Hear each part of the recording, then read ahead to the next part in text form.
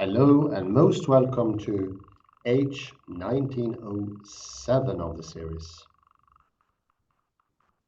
We will today continue where we left off in 1905 with the article by J.V. Canfield, Private Language, the Diary Case.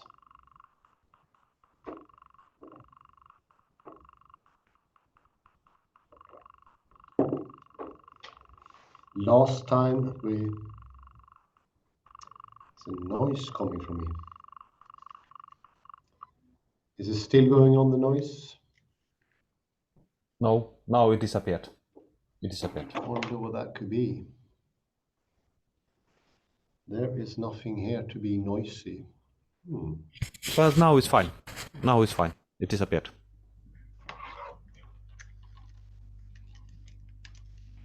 Sorry? It's fine. Okay. Cheers.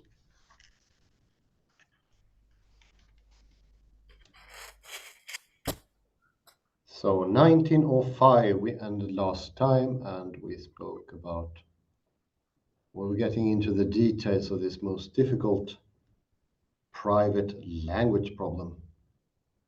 And, well, it's a self-evident subtitle here at the end, so I will go back a bit.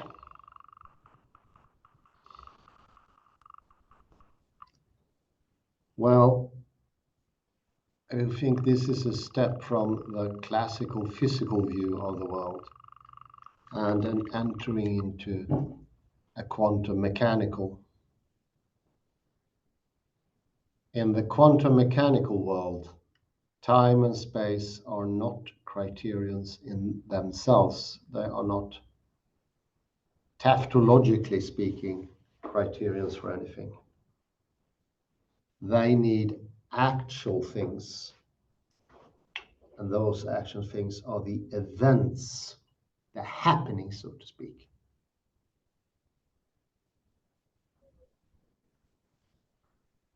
I'd say there is a very close connection to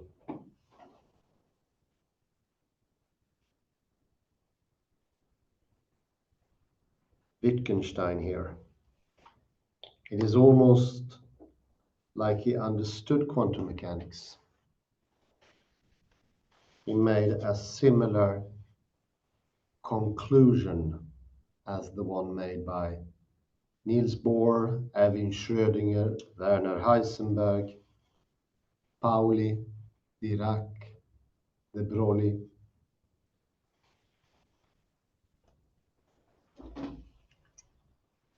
An observation, that's the starting point of reality. An event, an actuality that has certain features, things that makes it real.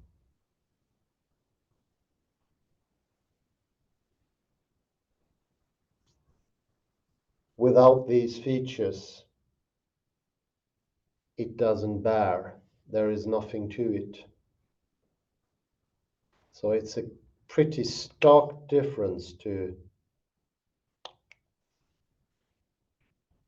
the classical worldview.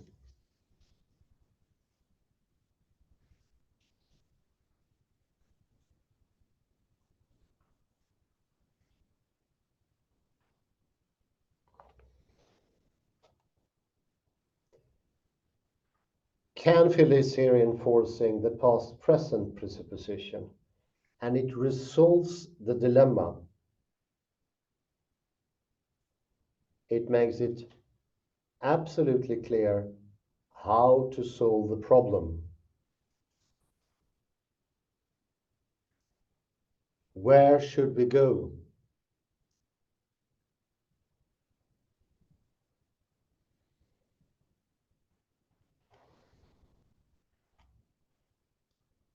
And as the very first sentences of the last read, in Canfield's sense, Wittgenstein would accept the past-present presuppositions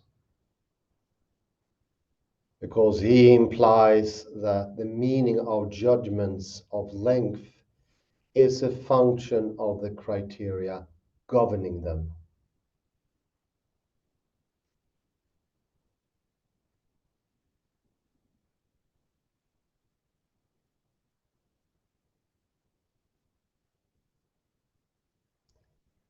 And that makes the present tense criteria not work out quite as good.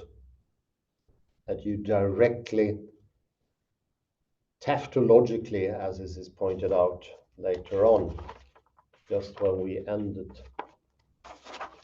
subtitle on 391, the problem of the tautological criterion.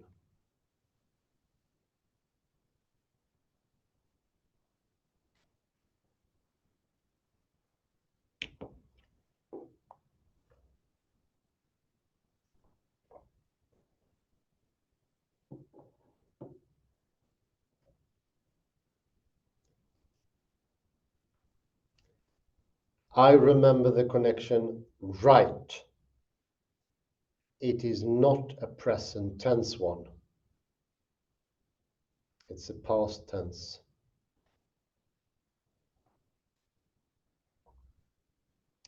It needs criterions that has happened or could have happened and that we can observe, potentially observe.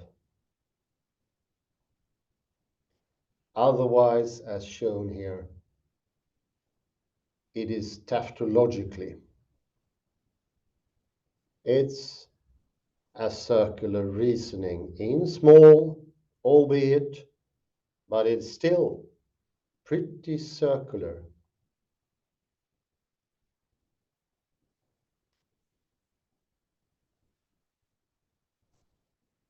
And saying this inside of your own sphere doesn't really make any sense whatsoever. Where would this fit in? How is the pointing process going on inside of the head? Who's doing the pointing? Homunculus? Your uncle? Who?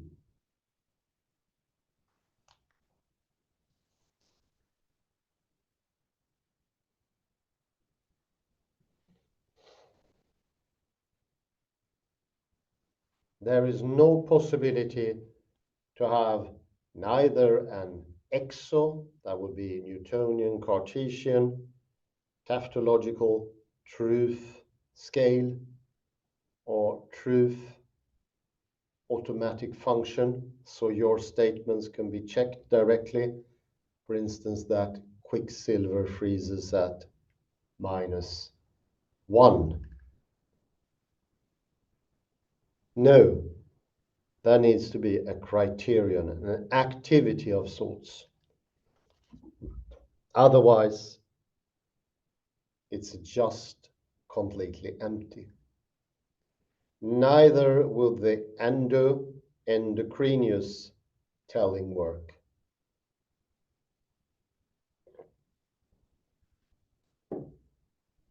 Pointing inwardly or doing things inwardly is sheer tautology.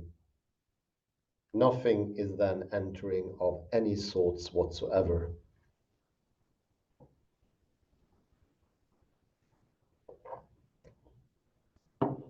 Nothing is being done.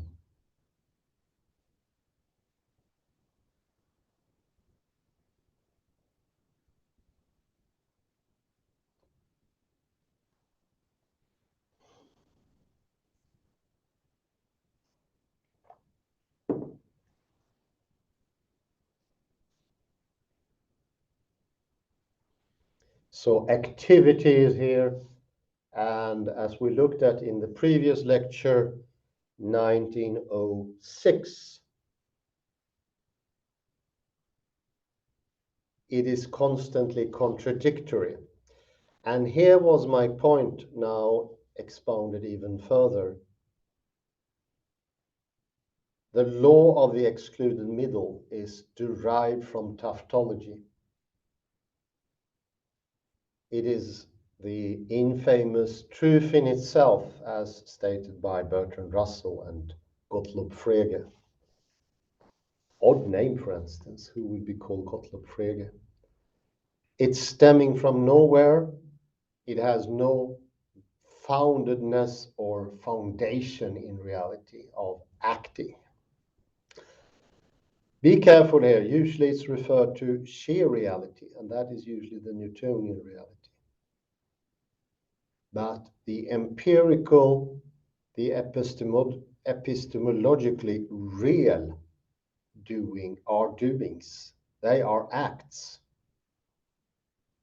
A galaxy, observing it is an act by a telescope and a person, and some calculation. It is not simply there. It's there together with the observance, the observation, and thereby establishing an absolute contradiction. And that contradiction is at the heart of reality itself. You might call it yin and yang. You might call it particle wave. You would call the lack of the excluded middle. Use whatever name you want. But such is reality.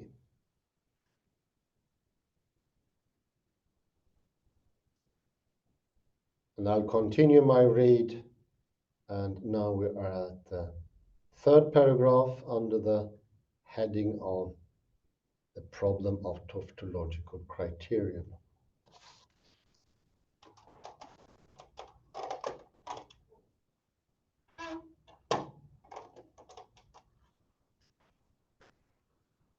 One might reply that such tautological truth conditions do not constitute criteria.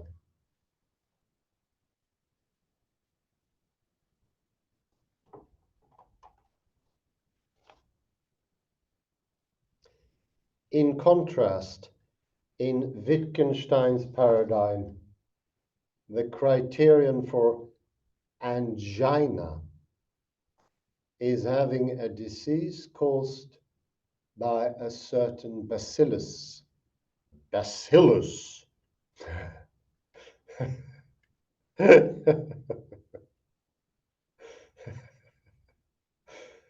It is bootless to say the criterion for having angina is that one have angina.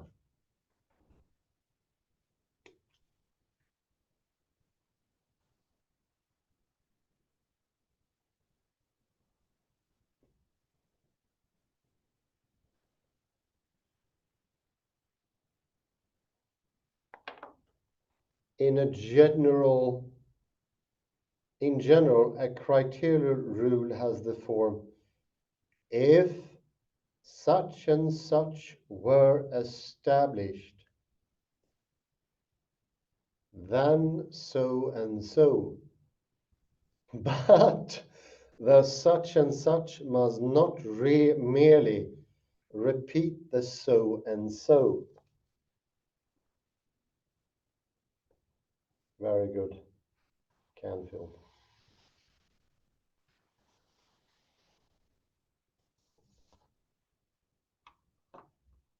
Again, consider the following sentence, which contains an undefined word. I remember right being gummy.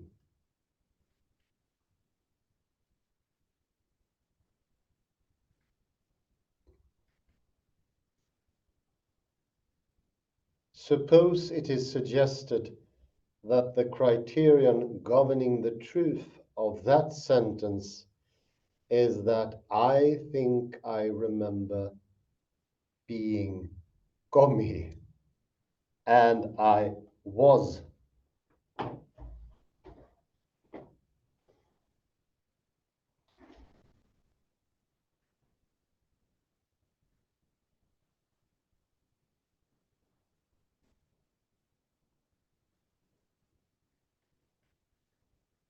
That does not help us understand the sentence unless we are in possession of a criterion for being gomme.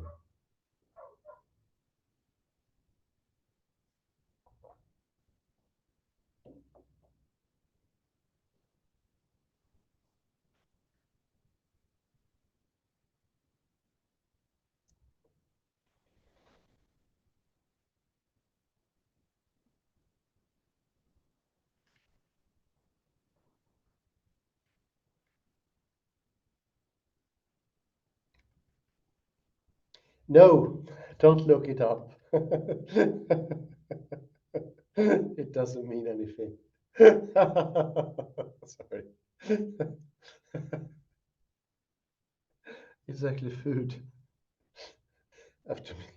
Have to mean something.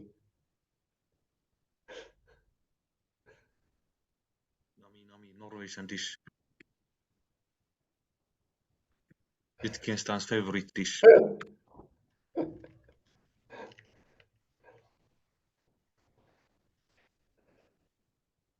Of course, it had to mean something in some language.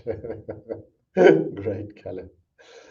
However, this line of response fails to convince, since it relies apparently on a notion of criterion peculiar to Wittgenstein.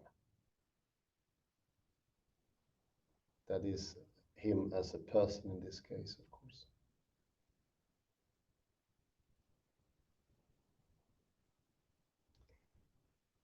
What is the point of introducing a technical term and then arguing, since there is no criterion as so defined, there is something wrong with the idea of the private diary?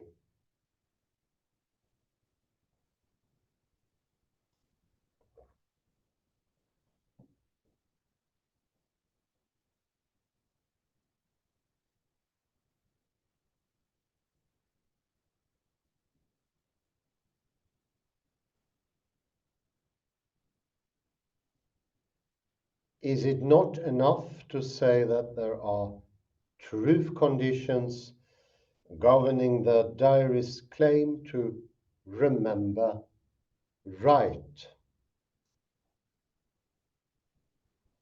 Namely, that what he thinks he remembers actually occurred.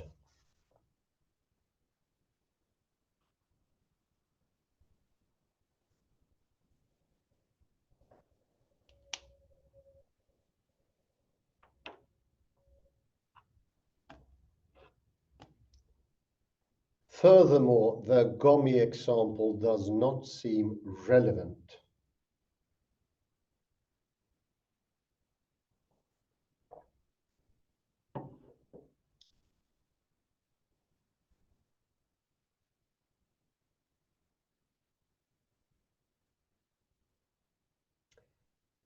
In contrast to it, the diarist can say to himself what he thinks happened at the original baptism.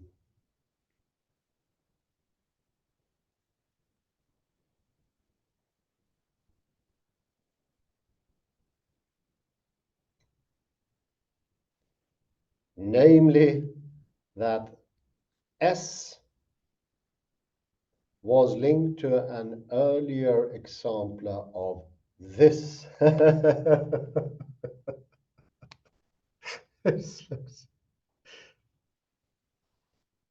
Good luck with that.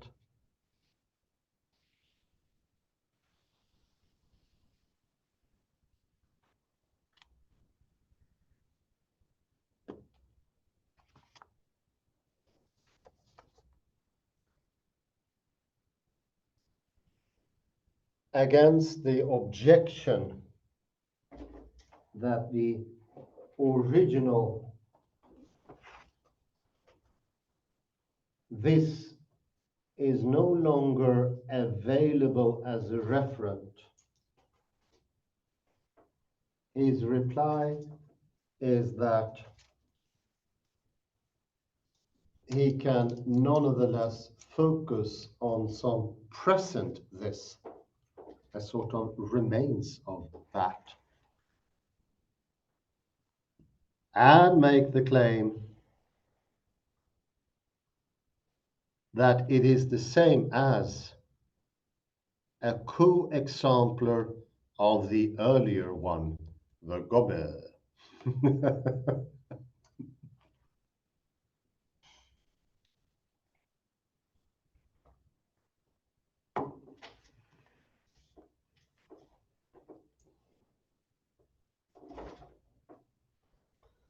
Whether that claim is true or false will be a function of what happened earlier.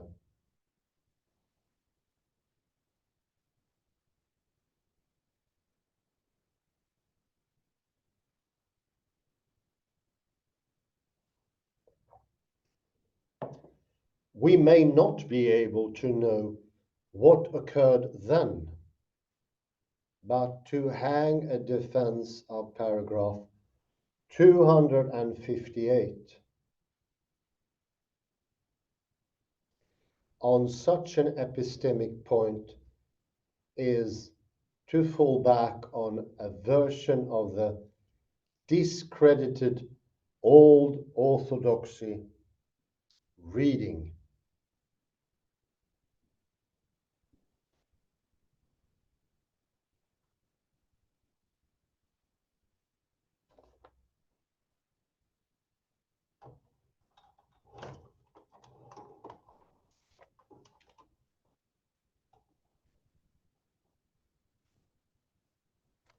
The tautological criterion objection does nonetheless misfire. Misfire.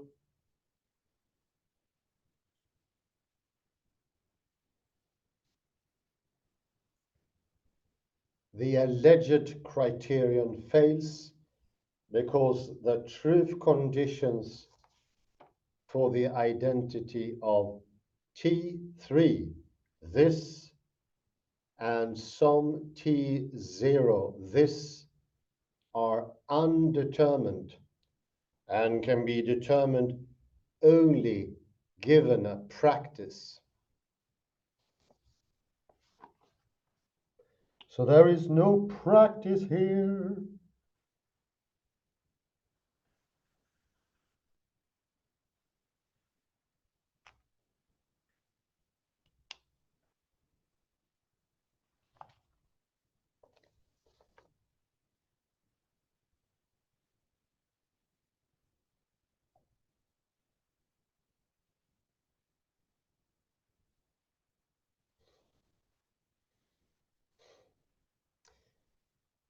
We can see this if we advert to the example of the 4-cycle use of red.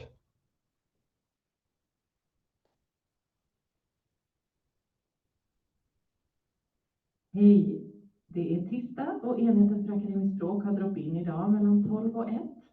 Om du har en fråga om akademiskt språk och skrivande kan du komma till rum AE 330 här på biblioteket.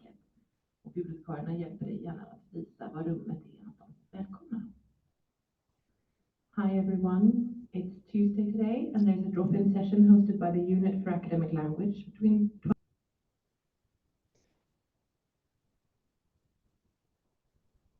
In the following discussion, let the sign hash stand in for what we would call a red patch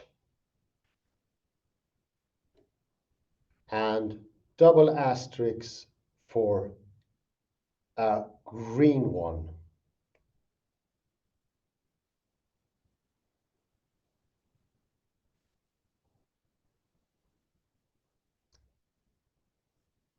Thus, you must picture the following discussion as containing the occasional actual patch of color.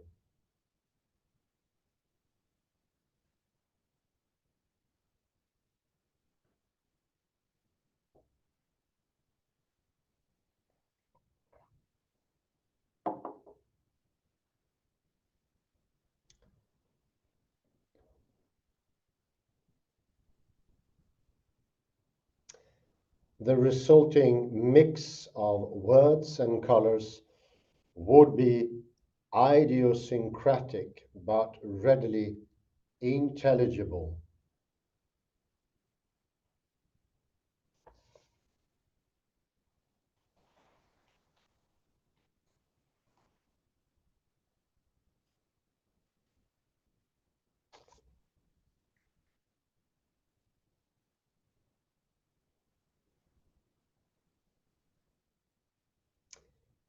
For both the tribe that uses color words as we do, and for the four-cycle people, let the word zab be associated on day one with the color patch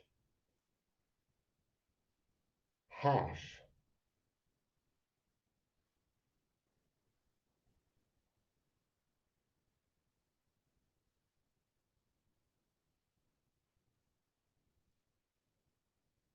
At day 3, a person from the tribe of normal users remembers that zab is to stand for hash.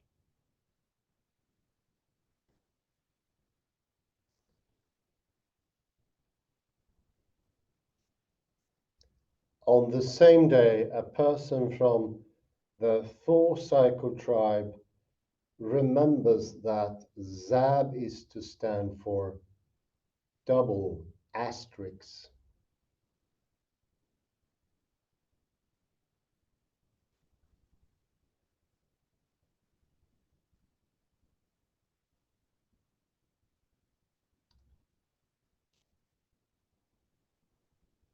Each will be right if the color patch pointed to at day 3 is the same as the patch that figured in the ostensive definition at day 1.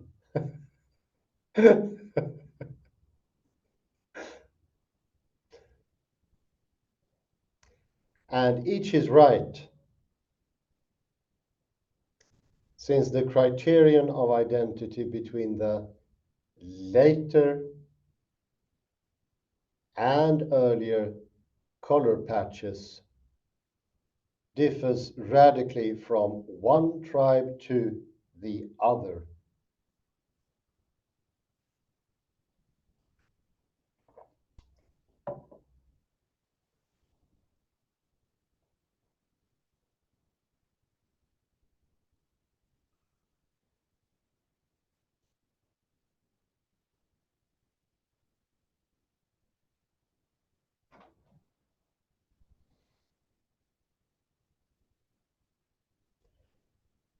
Similarly, the question of whether the diarist remembered right can only be answered if we presuppose a criterion, and listen now, a criterion for identity for the this of T3 and T1.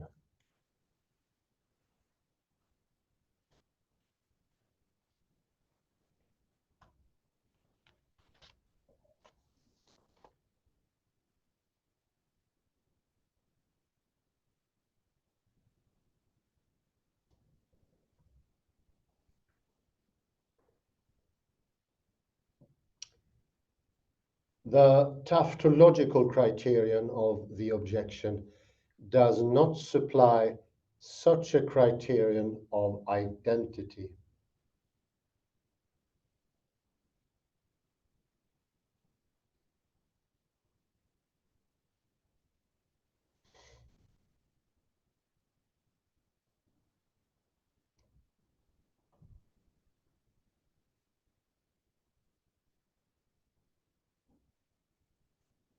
It only seemed to, because we imagine, as it were, an absolute identity that one could read off the private sensation.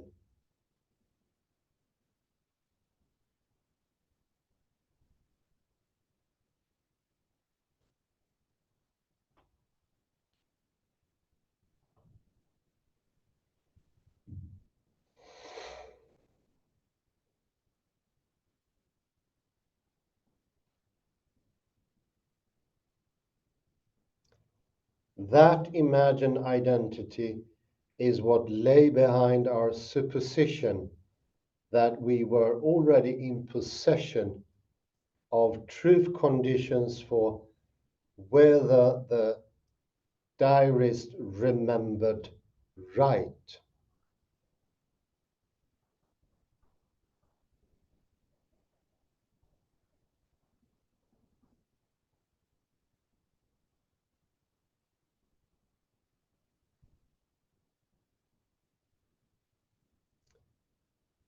The example of normal red or zab. Zab.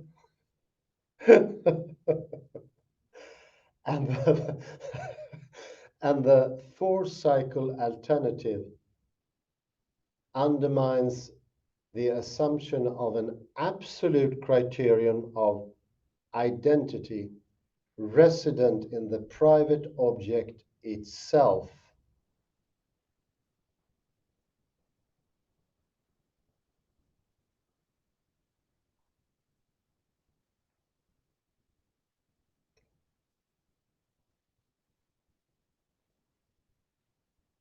Something like a four-cycle version of the private diary might count a different private sensation as identical with the one that played a role in the original baptism. Baptism.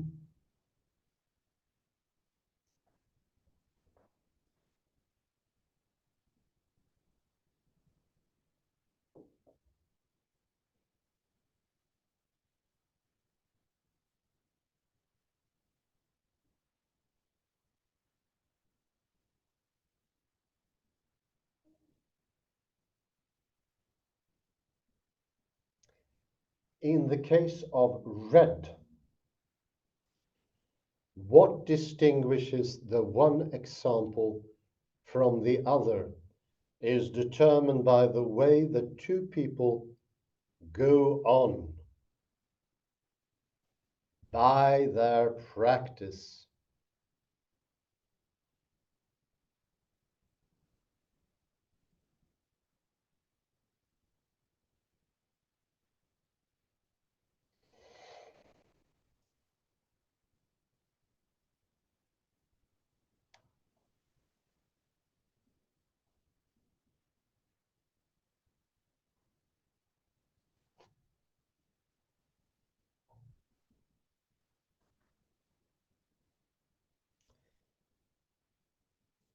In the private case, there is no such practice, none,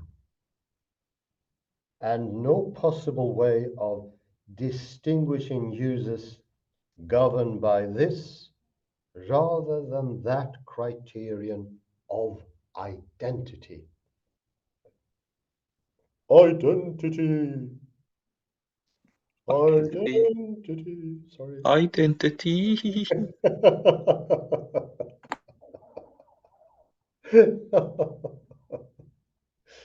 Yeah, I think some singing is needed here.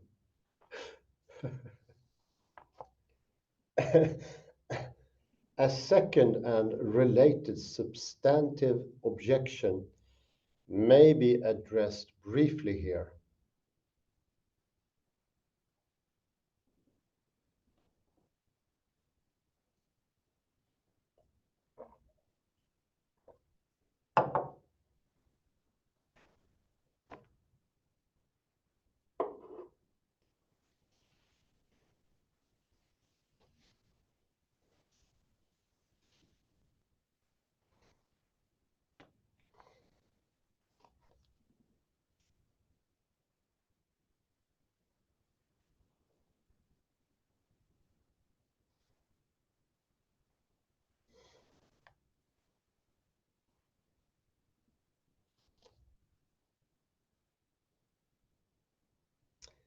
It concerns the possibility of a private practice. Oh, great, this is just private practice.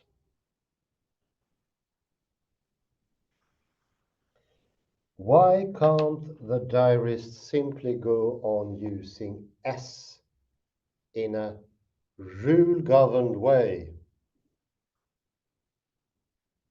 Governed way. Hallelujah.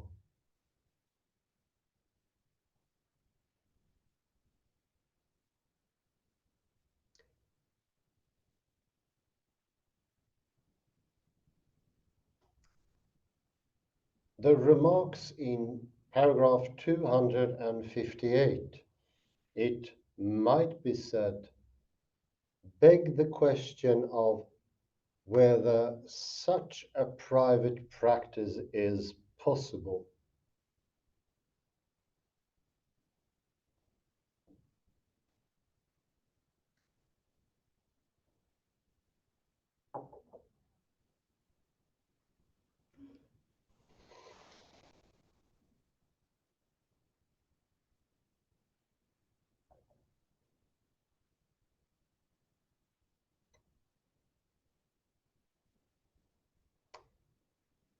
The remarks in paragraph 258, it might be said,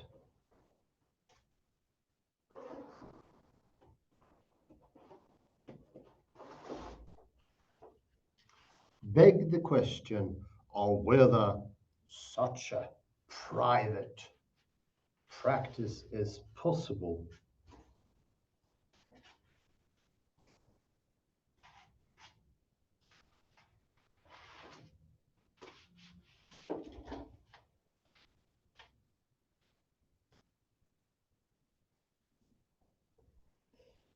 Is it possible? This objection has in effect already been dealt with for the imagined practice, private practice, is equivalent to the weak form of the diary.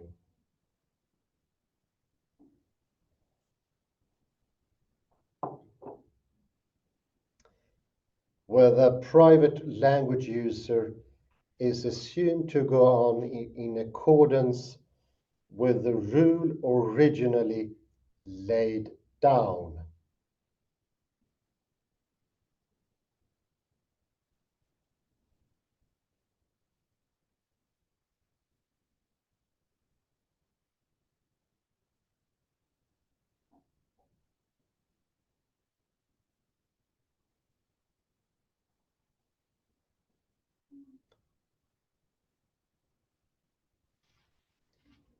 The one engaging in a private practice must,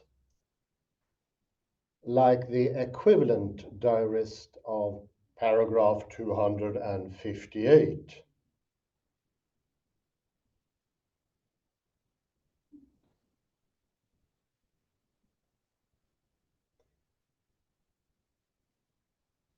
go on in the right way and to speak of doing so.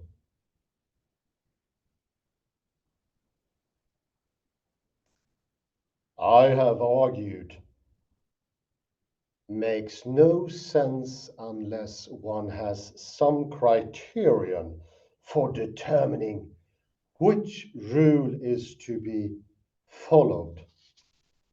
Well, that's a pretty important question. Followed.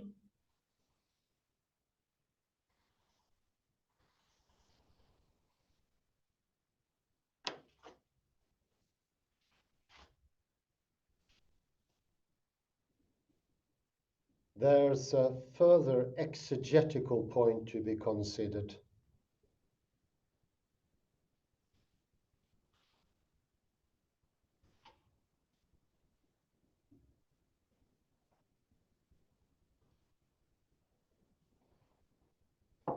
It might be thought that my reading of paragraph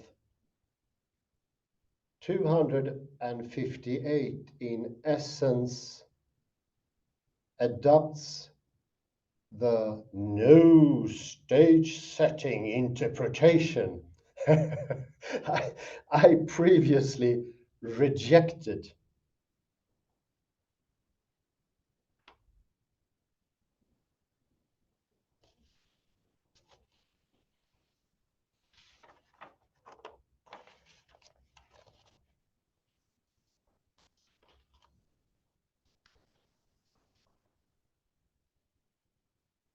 My remarks do come close to that interpretation.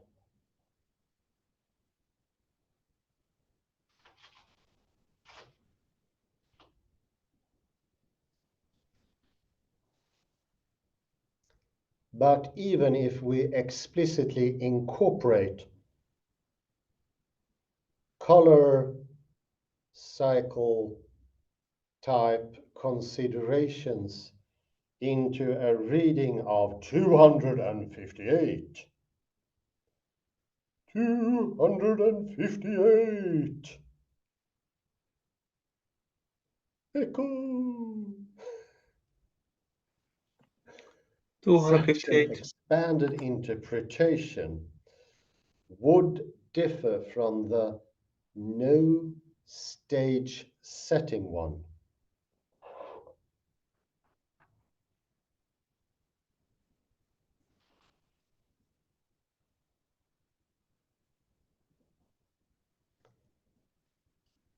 The latter goes no criterion because no original baptism.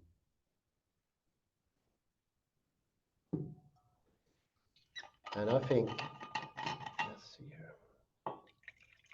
And that because there was no stage setting. None.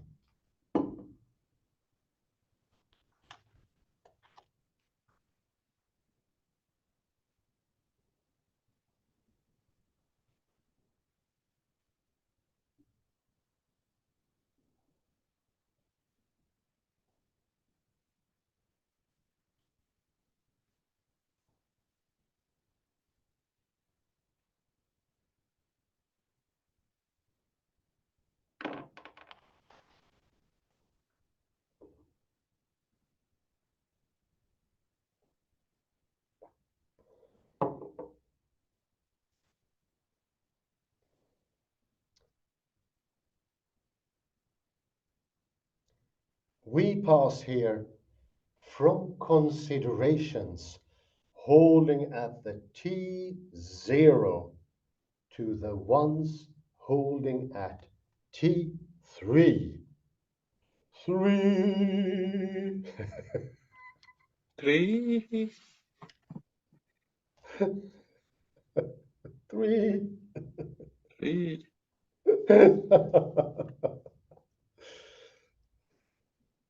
My reply to the tautological criterion argument goes instead from T3 back.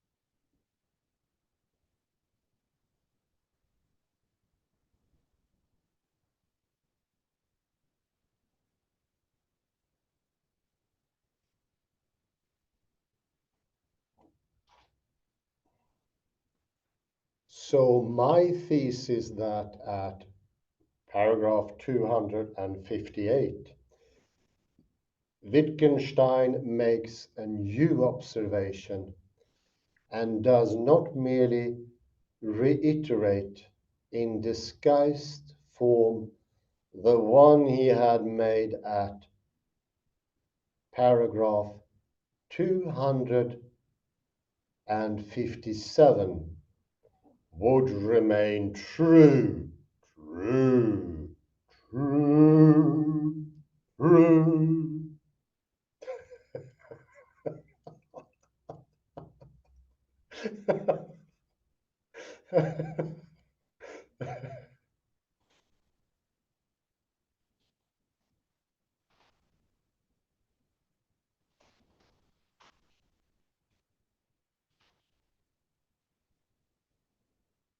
In paragraph 258, Wittgenstein confronts the diarist at the time at which the latter attempts to make his subsequent judgments using the term S.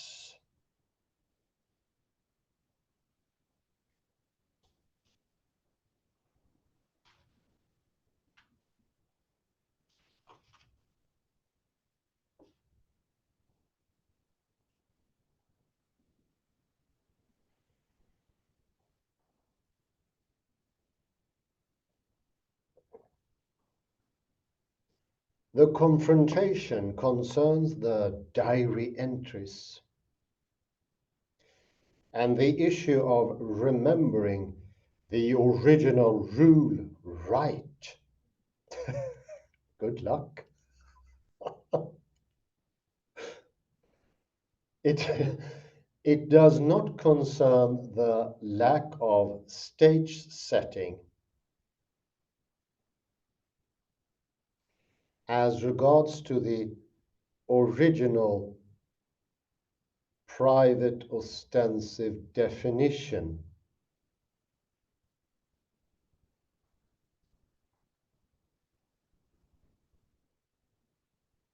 Definition.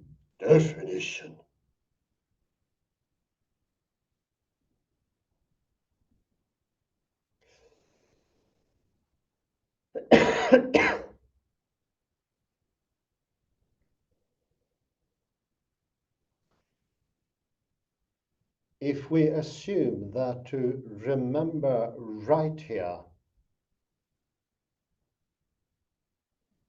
is to follow a rule, the difference I am pointing to can be expressed as follows. As follows.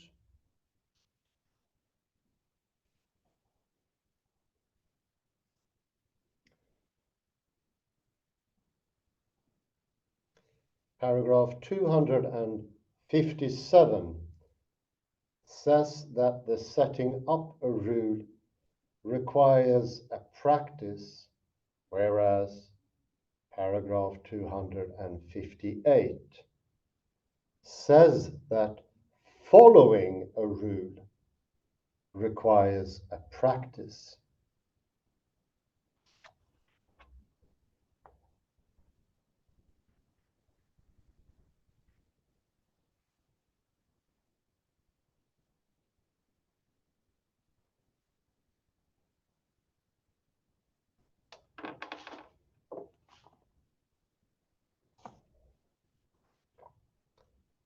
Eight, paragraphs 258O and paragraph 258P.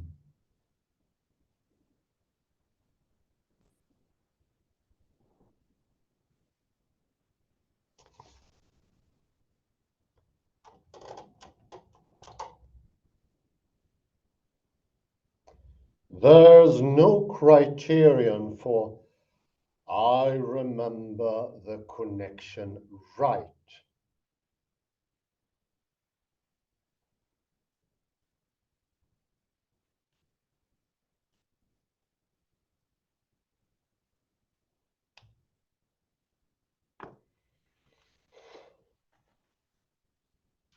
And so the penultimate remark in paragraph 258 shows the diarist driven to despair.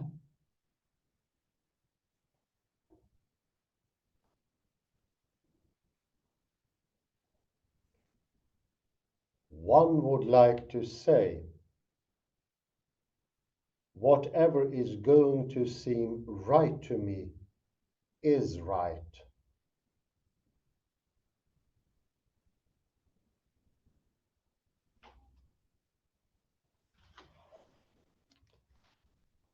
Why clutch at that straw?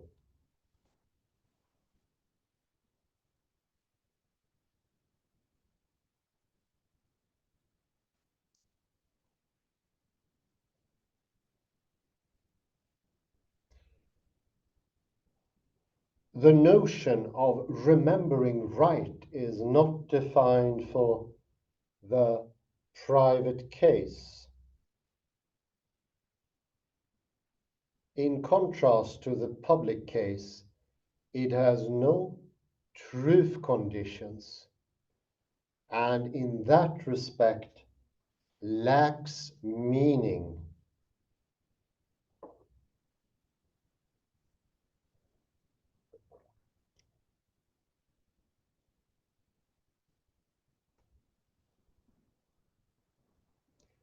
There is a parallel here with a trick proof that 1 equals 2, one of which presupposes division by 0.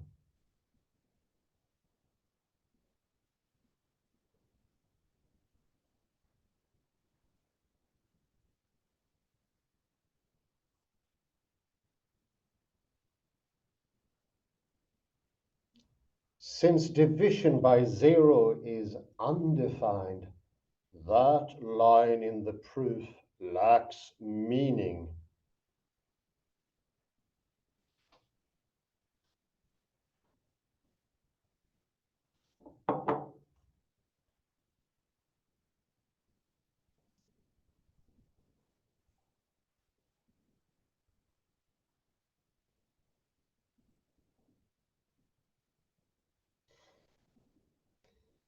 Similarly, the assumption that the diarist remembers right in the circumstances in question is undefined, without meaning.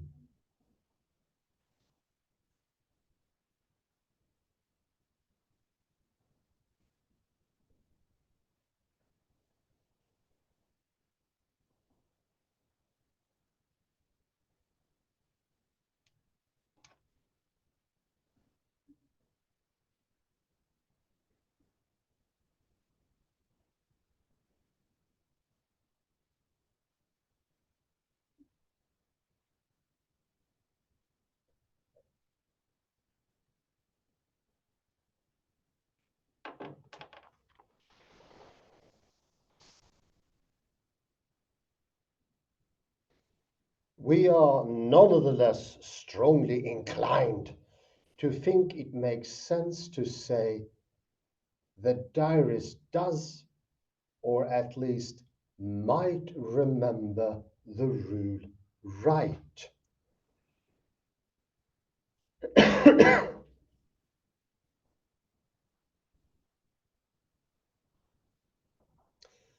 The reason I suggest is that remembers the rule right has sense in other circumstances.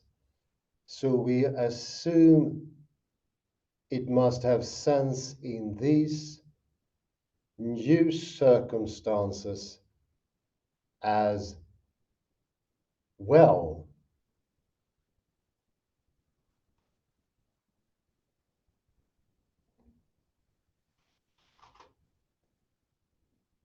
As well. As well. It would be the case. As well. Hooray! To,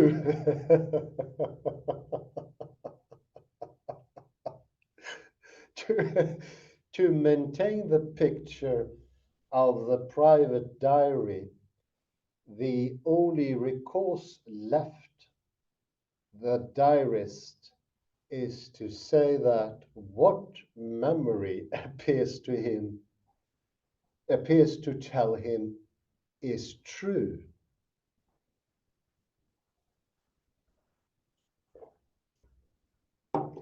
His only criterion is that whatever rule seems to him right is right.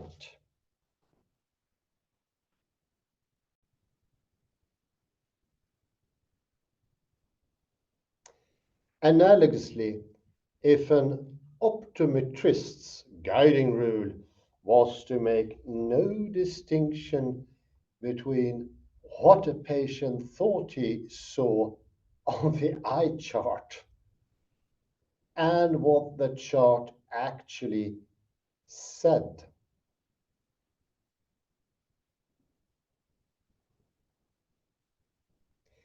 it would make no sense to say that the patient read a given line on the chart right. None whatsoever.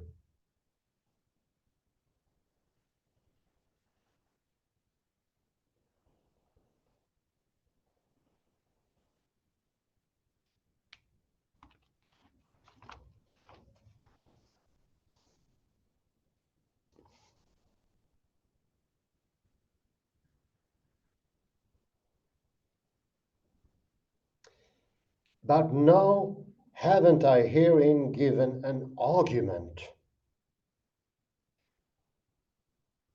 Despite my remarks about the myth of the PLA.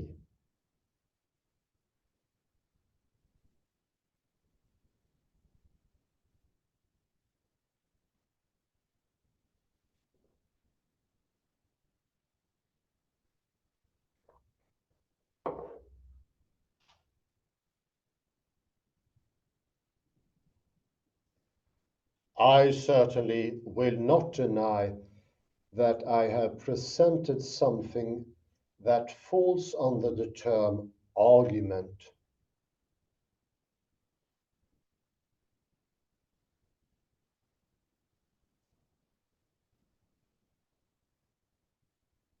But it is no version of the PLA of tradition.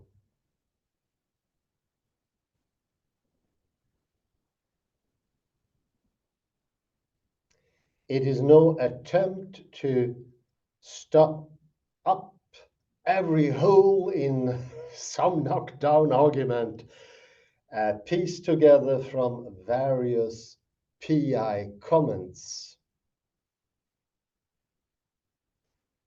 Rather, it sticks to the text of 258 and sets out a confrontation between our picture of private naming and a fact about the concept of remembering correctly. It is an overlooked presupposition of such naming that the diarist must remember the alleged rule of connection right. But in the circumstances of the private diary, remembering the rule correctly carries no meaning. And now, hooray, we have gone through the whole of the private language, the diary case, by J.V. Canfield. Hooray! Yippee! Amazing.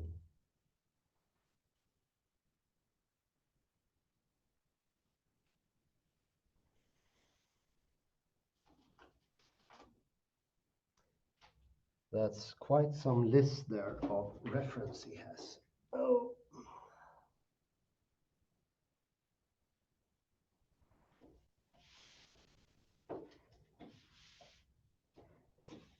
Let's have a look-see here at some quotes.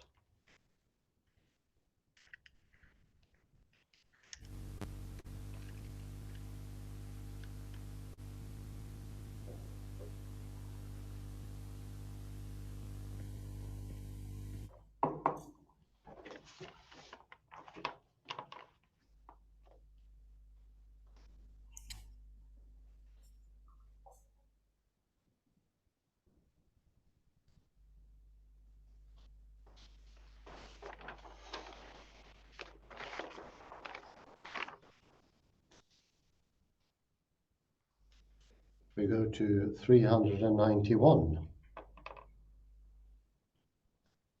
He's adding some fun here. I think that's very important. Most of these things become much clearer when there's more fun to it.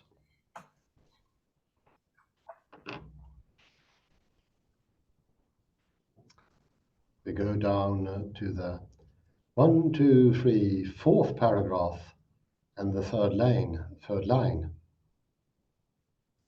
We have an enforcement here of what we previously said. It is bootless to say the criterion for having angina is that one have angina.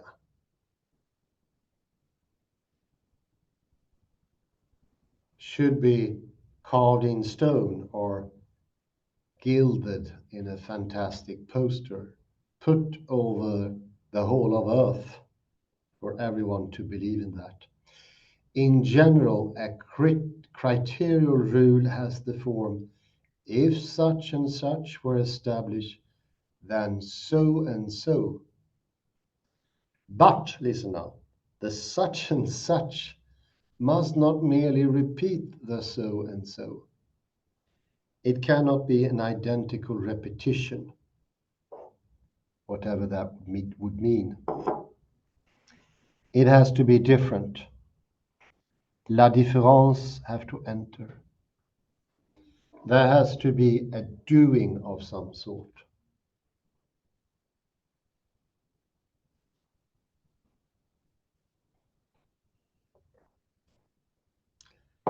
And that's why we could never make sense of gommi, unless we look at Wikipedia and find it's a dessert from Norway as well.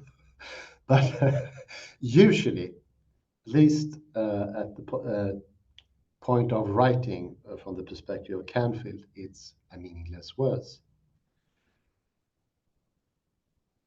So we have no criterion, there is no language game, there is no act of gomme.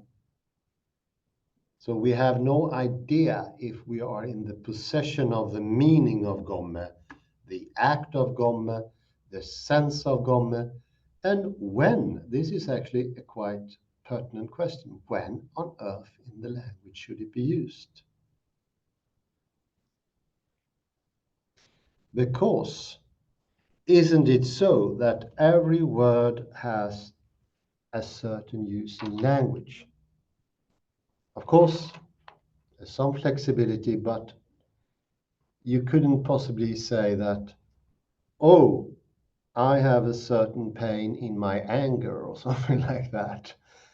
There are restrictions that those are the grammar of language.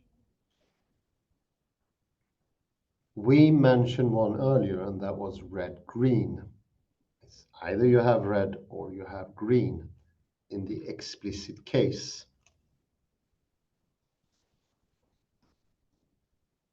Without a criterion, we will also lack gomme. And there is not a criterion to repeat yourself. It's actually one of my first logic professors, Dag Westerståhl, said that the whole of logic is based on a tautology called truth in itself. I kid you not. Maybe it was there my journey started to try to find what's wrong here. But yes, there are a lot of people that claim that logic comes from nothing or comes from tautology. And then enters the rule of the excluded middle, or the idea of middle exclusion. I say that's the second step on the staircase. And that staircase does not lead up, it leads down. Go to the next page, 392, please, Kalle, if I may.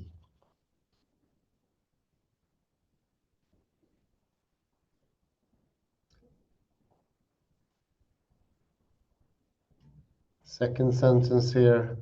In contrast to it, when he's naming Gomme, the diarist can say to himself what he thinks happened at the original baptism, namely that S was linked to an earlier exemplar of this.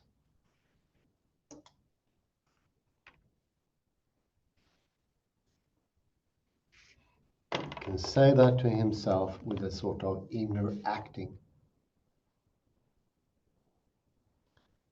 But this is no longer available. What to do? And his reply is, if I read, jump a sentence there.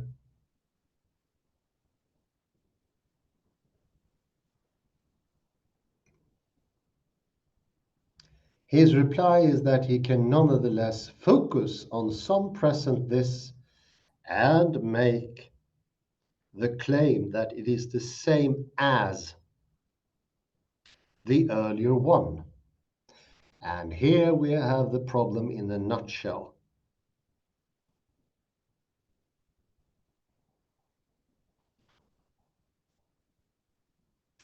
We can read in the next paragraph that tautological criterion objection does nonetheless misfire.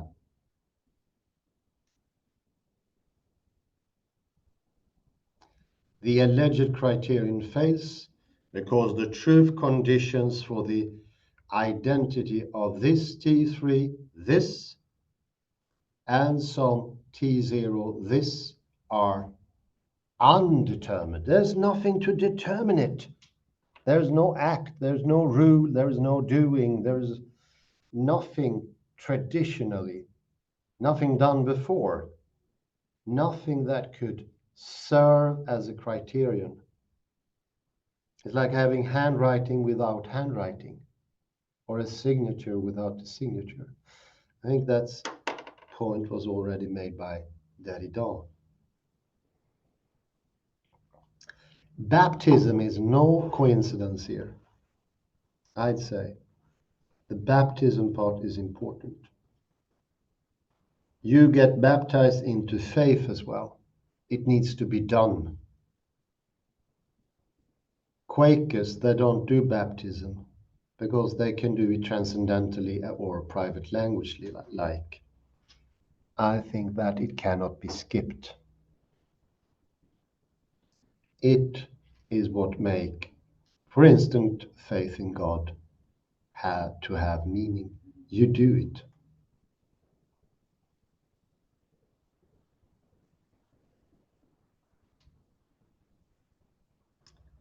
We go to the next paragraph.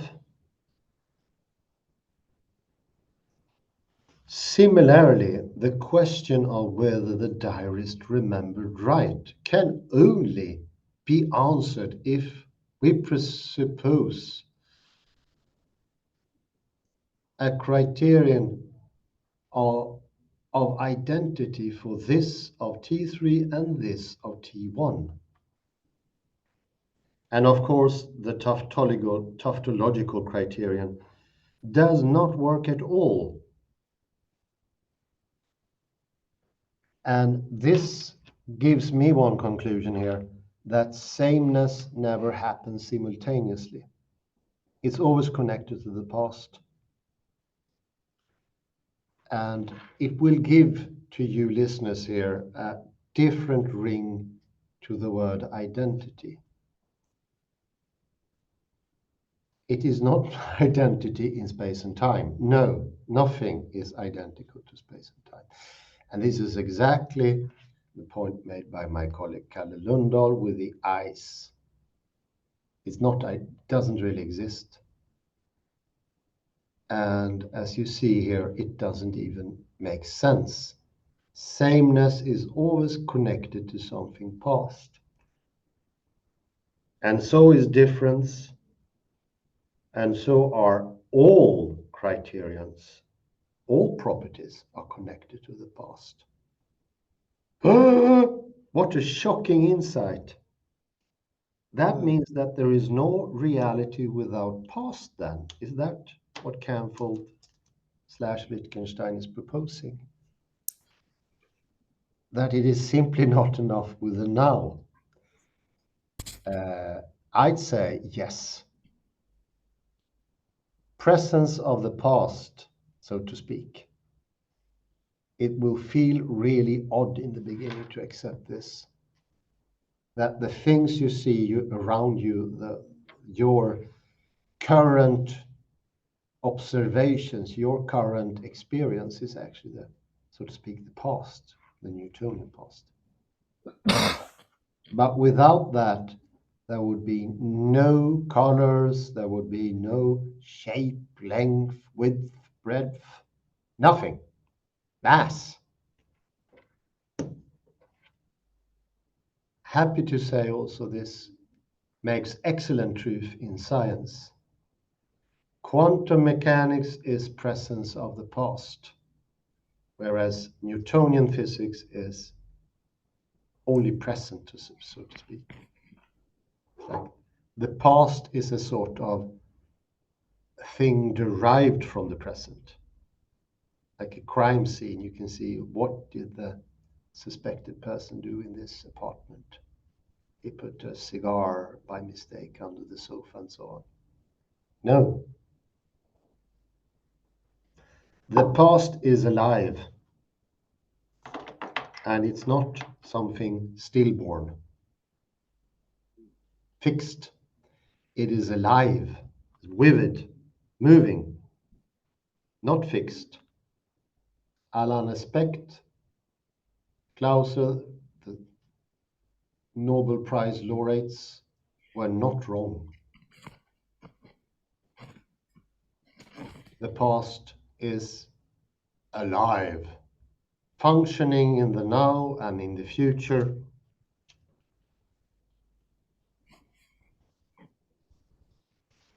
We go further here on the 1, 2, 3, 4th paragraph. And I like this. I was really happy when I saw it because it turned up earlier. The weak variety. Second sentence here. It concerns the possibility of a private practice.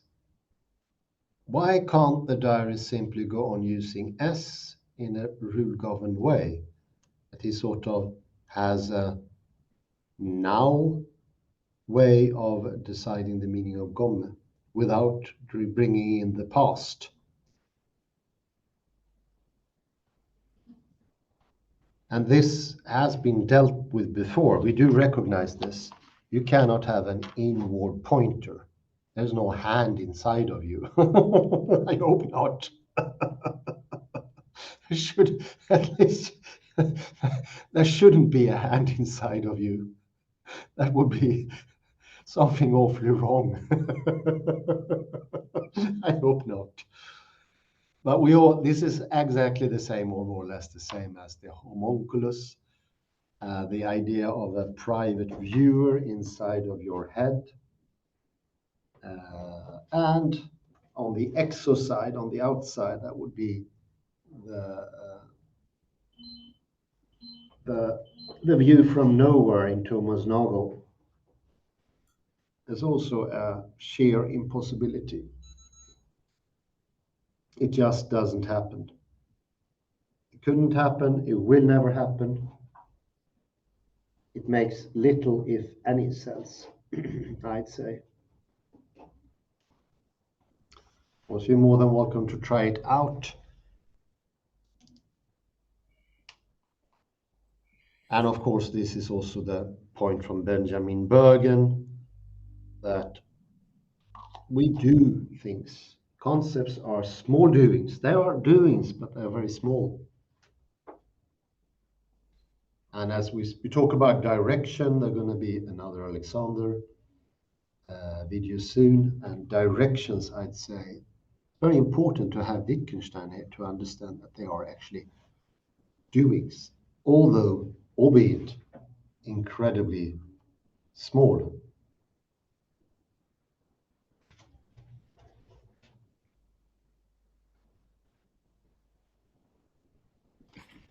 On the last sentence there, exactly where I have the pointer, that's synchronistically. I have argued makes no sense unless one has some criterion for determining which rule is to be followed. We don't have any determining. There's no difference. It's just sameness, the idea of sameness, but it's not even sameness.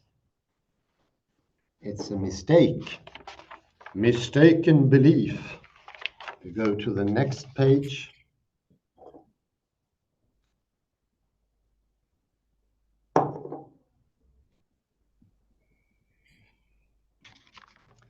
The third sentence is important, and it's a bit of repetition. The letter goes, no criterion because no original baptism.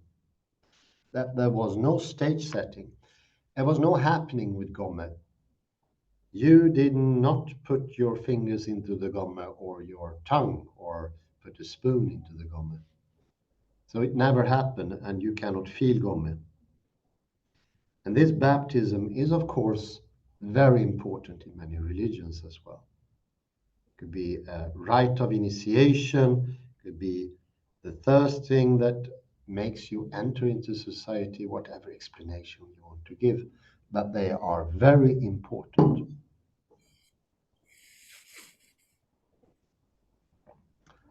You need the contradiction. Oh, sorry, you need the baptism.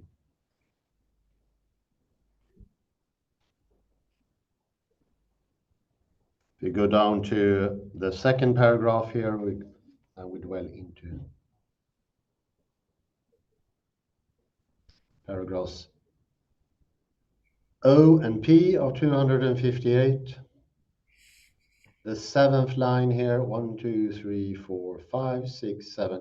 Similarly, the assumption that the diarist remembers right in the circumstances in question is undefined, without meaning. It's never been any stage setting, no act, no happening, no criterion, and, as we now know, no baptism.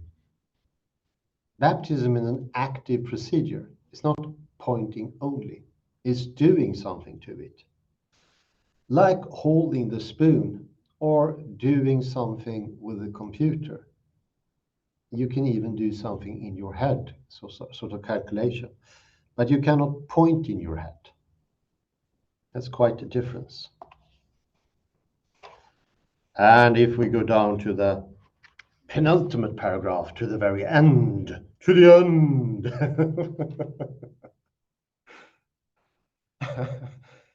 The penultimate, that's a bit up. And not the other, yeah, thanks, cheers. And think of the optometricians. Analogously, is the last sentence of that paragraph. Analogously, if an optometrist's guiding rule was to make no distinction between what a patient thought he saw on the eye chart and what the chart actually said, then on that understanding, it would make no sense to say that a given patient read a given line on the chart right. It would make no sense whatsoever. You need to actually do the thing. They need to look at the letters. and they need to respond. Do you see a letter in front of you? Yes, I see F, D, Z, Y. They are there and I see them. We are acting in the world. We are not phantoms in the opera. We are real flesh and blood as well as souls. The one thing does not exclude the other ones. And all the false thinking or the unthought thinking stemming from Cartesian dualism now falls away, and it's shown not even to be dualism. Spirit and mind and the corporal body are not divided. That doesn't mean that we don't have a transcendental soul, a permanent soul. They are contradicting each other as well as being the same. 2 in 1, 1 in 2, or 3 in 1, 1 in 3. That is why acting is inherently contradictory, as stated by Graham Priest in his Dialectism. Since the world is acting, the world is inherently contradicting, and is made up of those contradictions, and trying to sort them out to make is like a bit like trying to sharpen out the edges of a square. It will not be a square in the end. It would be a truncated nonsense. It would be a nothing. Kalle, more than welcome to join. I hope you have some good comments. So Hans, in this paper by Canfield, we had 2 examples with relating to eyes. One was with Cesar's blinking, and the other was with optometrist. This one. Yes. I think that time has a significant role here. Definitely. Even if you go to an optometrist or an optician, the patient does something, he reads something on the eye chart, and then afterwards, in one way, it's actually there is a difference in time. It's very slight. It's a difference in time. Exactly. That's the point I got now. Yeah. But you need a second person who controls it, and who checks. You need an observer who checks if you. So it would not make any sense of having private language here. So you could use this example against private language. You need somebody who controls you. Like in quantum physics, you need a second person or third person who controls it. Could I add a complex thing to that? Yes. With your permission? It is actually, oddly enough, the same as checking for whether the world is a wave or it's a particle. It's a doing. You set up the machinery and you do it. And you say, oh, there is a wave, or we have a particle. Indeed. It's similar to the optometrist.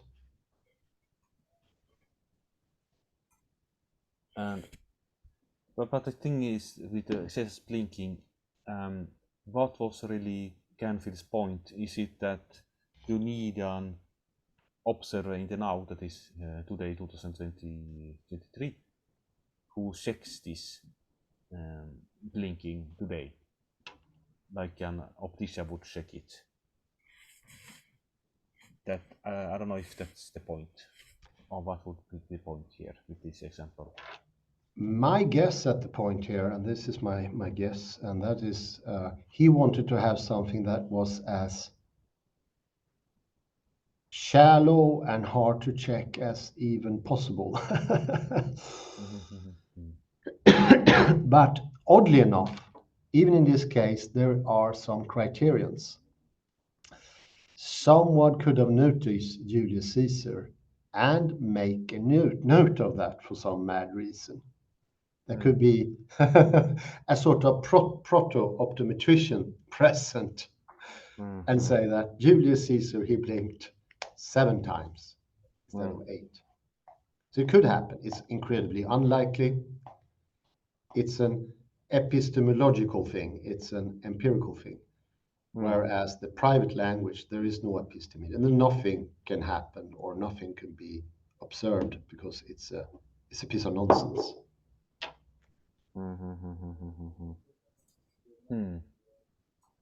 Yes, so you need always a observer who checks the things.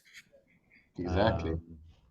Indeed, indeed. Something needs to be done. You need to do the chart, and the optometrician ask you, did you see that letter? Yes.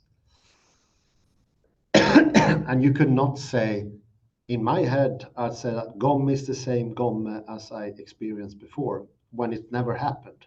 I never experienced gomme. I just had it in my head. Okay. So this same page 393 had two. This one was with the optician, optometrist, and the other was in the beginning of this same page, which you already mentioned. So you said that this phrase would mean, so it's about the private language against private language, because you can never set up criterion. If, let's say, if my naming of something corresponds to another later naming. Yeah.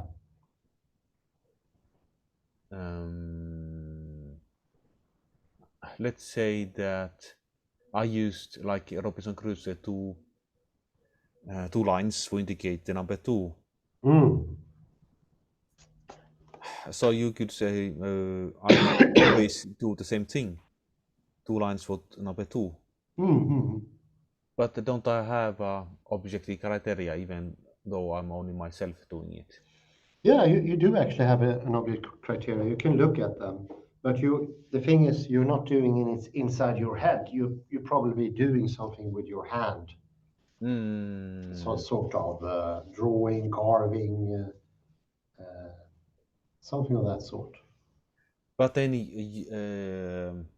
but you actually drawing a line, Hans, that private language for you, Hans, is something that we do inside our heads. But let's say that I do a certain gymnastic movement every morning. I want to check it, but it doesn't. But that must also fall within private language. No, because you've done it. You have done it. There is something to check against. Yeah, but there is no way of checking if I did the same exercise today as tomorrow. Physical exercise. Well, you could check yourself. You can remember correctly. You have memory. Yes, but it's. But it's very hard, though. Yeah, I agree. Of course, it's very hard. Because let's say that you show me a certain yoga pose, and I try to remember it exactly. It's very hard. Of course, I will never remember it exactly. No. Those are, yes, of course, practical things, and that would be impossible to repeat exactly the same. Yes, of course, that's how it is.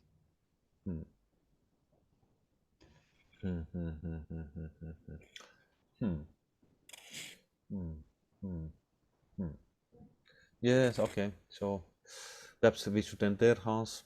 I'm trying to find up an example with the yoga. It's hard to do it at short time, but let's say that you tell me, Hans, I found out this new yoga movement. I invented it myself in my head. And how does it look like? Well, it doesn't have a shape, you say. Mhm. There's no movement to it. There's no doings to it. And I call it gomme, gommasan or something like that. That's how crazy this private language is actually. That there is a yoga movement. It's a walk. It's like a funny walk of John Cleese. Mm. Or there's a new type of drink, but it doesn't have a taste. It doesn't have materiality to it. It doesn't have a recipe. You can't taste it. Nothing. Mm. Mhm. We are connected to the outside world, and it doesn't diminish our spiritual side. We're still in there. Yeah, let's end with gomme.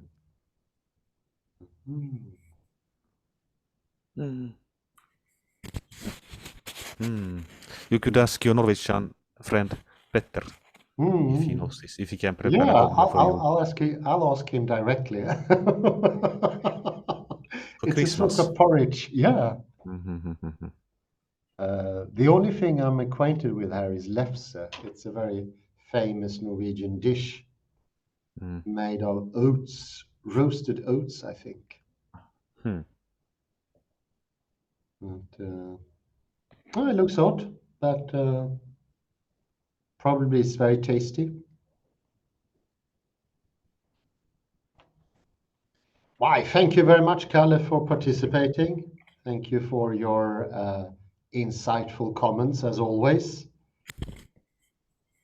And thank you, everyone, for listening in. Have a beautiful morning, day, afternoon, or evening, wherever you are. Bye-bye for now.